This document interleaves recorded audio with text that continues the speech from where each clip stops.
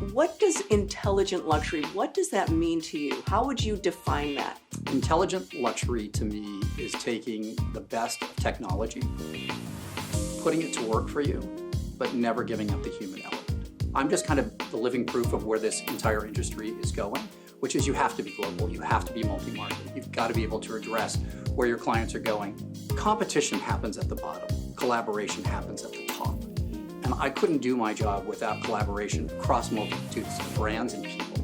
You know, my ultimate job as a kid is I wanted to be governor of the state of California. Well, again, we'll leave that right where it is. But it's... Put the scissors down. Yeah, put the scissors down. People make real estate decisions with both their head and their heart. AI can't get into either of those spaces.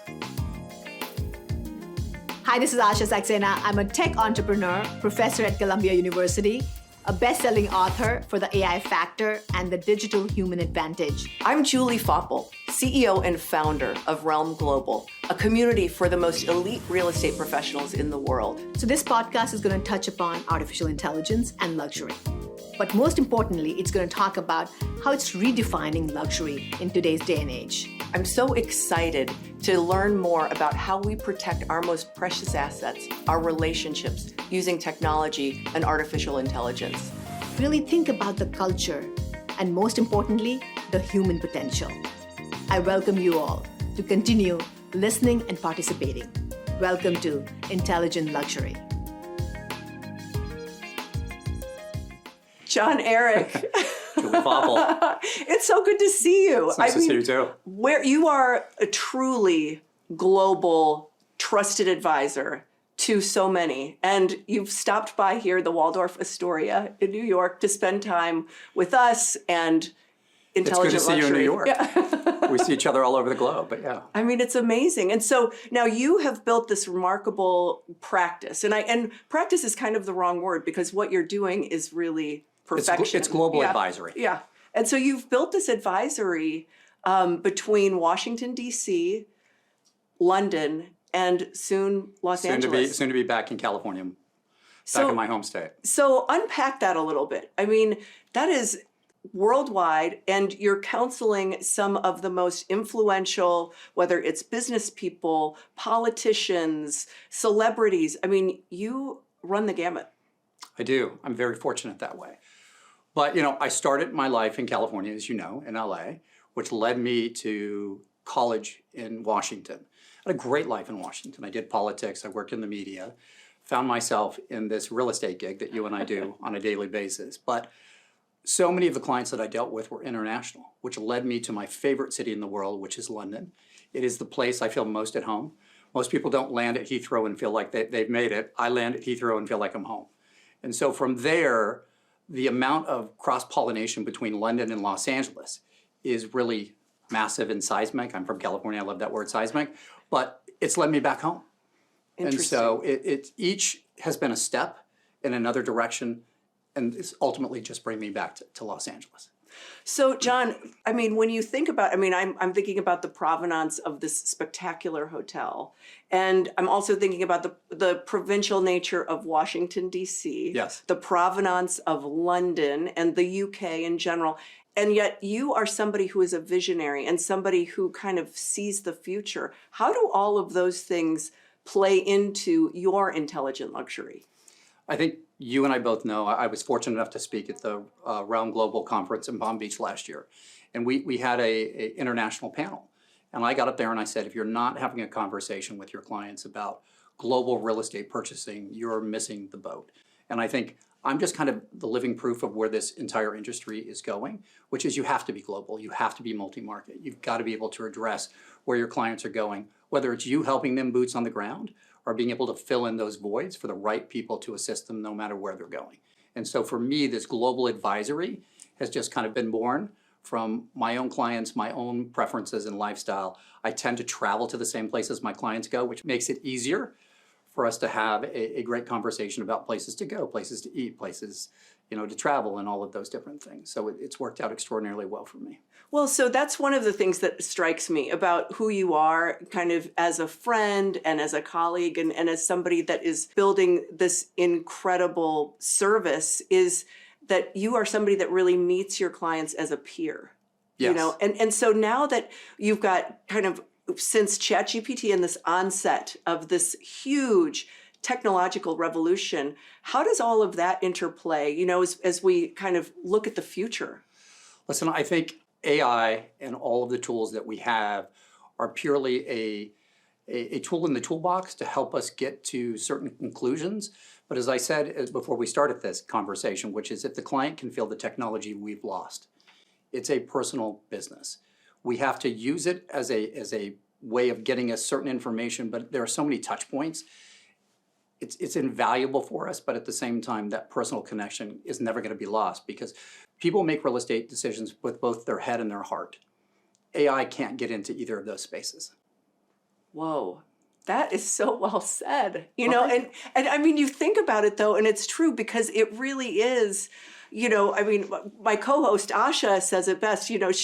She's like, look, this is all. It's about kind of that silent passenger that is enabling, but not delivering. Correct. You can never ever kind of replace us is my ultimate thing because there are things that you can see when you're face to face that a computer can't. Is the client moving really fast or are they pulling back? AI can kind of lay that out for you, but why are they pulling back? What's the onus for it? What all of a sudden changed? Those are personal conversations and feeling somebody out. Again, a computer can't do that. It's incredibly valuable. It can help you pull a lot of data points if they're doing it with a head buy as opposed to a heart buy. But together, all of that stuff comes together for us to be able to provide really amazing advisory work on a one-to-one basis. Well, and so what do you think, so as you've kind of leaned into I think the statistic was that there was a 400% increase in people looking outside of the US for secondary domiciles, right, year over year. Yeah. And so you saw that before that statistic was ever published and started to build this business in London. Correct. So how did you do that? Tell us your secrets. Listen, starting a business in any country that's not your own is not the easiest thing to do. So it's really, in my particular case, it was having a deep understanding of the regulatory compliances that I needed to jump. But most importantly, it was having a real love for the city. I think in the same way I love sitting here talking to you, the fact of the matter is when I'm meeting people face to face and we're onboarding as it relates to a purchase in London, the home counties or the Cotswolds, my love of the area is infectious. They get it right out of the gate, and people make these decisions for a lot of reasons. We're dealing with people who want to educate their kids in the UK. That's a completely different buyer. We're having people, quote unquote, looking for a plan B. That's a completely different buyer. There are people that are headed over that we deal with JP Morgan and Goldman Sachs and law firms that are going there for a period of time. It may turn into something more. And then an ever-growing part, and this is what I talked about earlier, which has led me back to Los Angeles, is the amount of entertainment clients, both within film and television and plays and music that go back and forth now is really amazing, and it's a huge ever-growing part of it. And so having an understanding of the visa parts there, the banking laws, the investment laws, all of those different things has really kind of come into play for how that we provide our global services. Okay, so this is a little bit out of left field, but you know me. Let's go for it. So one of the things you just brought up entertainment, and it makes me think about, one of the things Asha and I have talked a lot about is the number one country song in America right now is an AI-generated country song. Wow, I did not know that. Yeah, isn't so that amazing? When you think about that and you think about, okay, it took less than a day to produce, it was written by, AI, it's a great song. I mean, I can sing most of the lyrics. I didn't know, until somebody brought it to my attention. And, yet the thing that I love, like Jelly Roll, who won a Grammy last night, right? And despite the horrible fashion at the Grammys, I mean, it was so bad. It was so bad. But Jelly Roll won a Grammy, and I love him because I love his story and I love the passion that he brings. But the AI is something that's making the artistry more accessible. And so does that then create kind of a scarcity to the human factor, or does that make Jelly Roll more valuable? Does that make us as human trusted advisors? Listen, more valuable? I think it makes Jelly Roll much more valuable, but we'll just kind of take this another step, which is Fran Drescher, who was the president of AFTRA prior. She just left it. She was the one that stopped production in Hollywood to make sure that the AI component was contained within the new work contract. So whether you're a gripper, you're a producer, a writer, director, whatever it is, that your work still stayed your work and that studios weren't going to do X, Y, and Z and try to take the creative part out of it.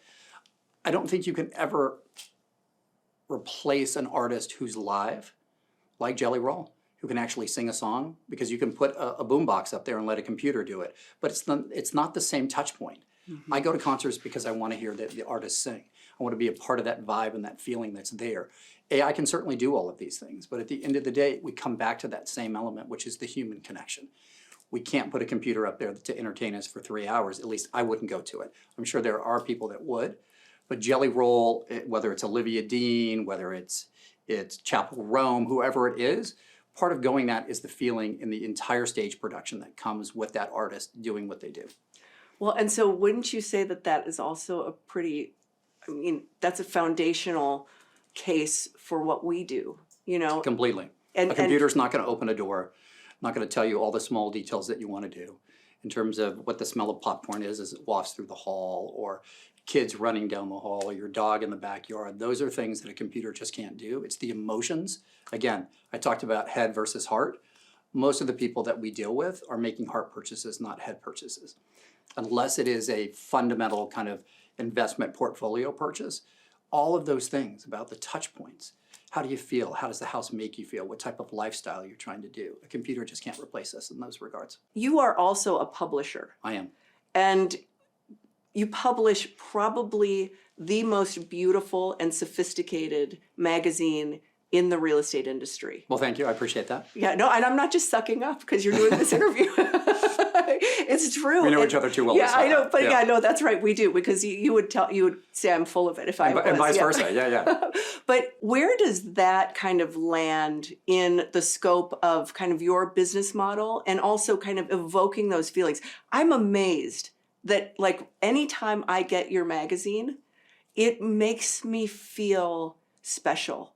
It makes me feel like I Well, I appreciate that. Yeah, no, it's true. But like, I mean, I give goosebumps. Like, it's like, how do you do that though? And you know, but then also balance, because there's an efficiency and there's, you know, I mean, there's nuance. How do you do that? Well, I will say this is a great case of where AI has made me a lot more productive, has allowed me to do so many different things because I have an entire AI staff for both my magazine, my podcast, and both, well, soon to be all three parts of my real estate business. So I wake up every morning, my AI individuals have already put my calendar together, who I need to go through, what they're doing, what they've searched online. It interfaces with Google Alerts because I have a lot of clients that are super well known. So do I need to text somebody and say congratulations or I'm very sorry? So it has really helped me streamline my life. And then we go back into the touch points, which is the magazine is an extension of my brand, John Eric, which leads us back to the magazine, which is a lifestyle magazine. It's real estate and it's lifestyle, which is what we sell. It's a huge part of what we do, and the lifestyle component cannot be overestimated or underestimated in relationship to who we deal with on a daily basis, which leads me to my podcast, which is I want to talk to interesting people. I want to get behind the engine and the curtain, so to speak, and really get down to the nuts and the bolts. So many people ask the same questions of principals all the time. You know, what drove you? How did we get here? What was the catalyst? I want a different kind of take on those things, and that's what the Property Diplomat is. And once we finally drop our first episode, you'll be able to see that, which leads us back to how we operate within the real estate part of it. We do a really good job onboarding. We're trying to understand who the person is. And almost anybody, whether they want it or not, has a digital footprint. So you're able to do so much homework. And AI is another great example of how that can help you, because it can aggregate that information, but it can't supplement that personal one-on-one conversation, which we go back to the lifestyle component. Why are you doing this? What's driving you, et cetera. Those are one-on-one personal conversations that AI will never get involved with. So one, I mean, I'm in awe of the fact that you have kind of your AI trained to make you so efficient, because I think that that's something that we all really strive for. But then two, how then do you train another human to be John Eric? Like, what does that look like? How do you scale this? I don't want another human to be me. and I don't. I'm sure Lou would probably agree too. Totally. One of me is bad enough. But I would say that what I want is someone to be authentic. I want them to be them, not trying to be me. And so if we get somebody who's really smart, articulate, understands the needs and wants of clients, can really relate to them on a one-to-one basis, whether they're in their same kind of ecosystem or not, the fact of the matter is we've done our job and we've done it well. I want someone to be truly themselves because that's who shines. It's why you're so great. It's why Asha's so great. It's why so many people do so well because they show up every day as themselves. That's who I want to work with. That's who's a part of my organization. And that's how I'm always going to keep it. Wow.